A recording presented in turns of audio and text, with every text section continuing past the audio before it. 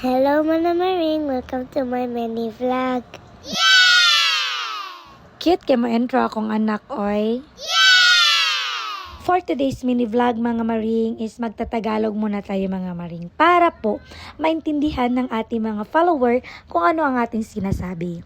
Kasi hindi na naintindihan yung Cebuano language ko, okay?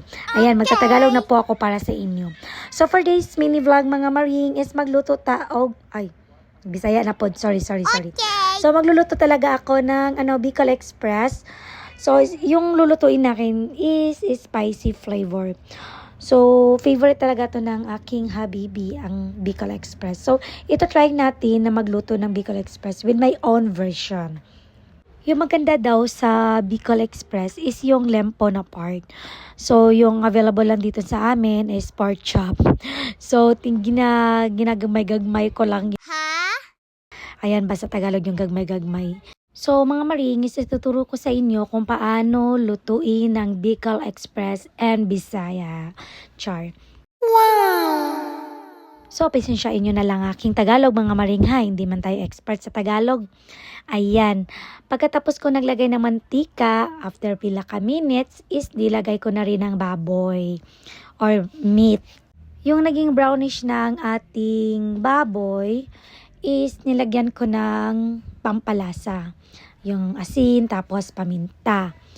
Tapos nag-wait lang ako ng ilang minutes na dyan para namang lumambot ang ating karne. Pagkatapos dyan, hindi ko na alam yung anong gagawin ko. Kaya nag-YouTube muna ako, mga maring.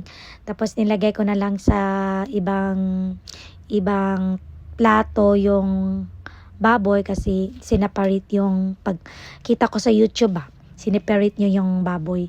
Tapos nilagay ko na yung bawang at saka at sibuyas. Ginamikos-mekos ko lang yun yung sangkap ng ating pampalasa talaga Ayan ba yan, pampalasa. So ayan, mga maring. Sinunod ko naman itong ating siling labuyo at ang sili nating pula. Ano ba yung tawag sa Tagalog? Pasensyahin nyo na talaga aking Tagalog. At hindi naman ako kabisado ng Tagalog. Okay. Ayan, nilagay ko na yung meat. Tapos mekos ko na. Tapos nilagay ko na aking pinakamasarap na gata, mga maring. Ayan.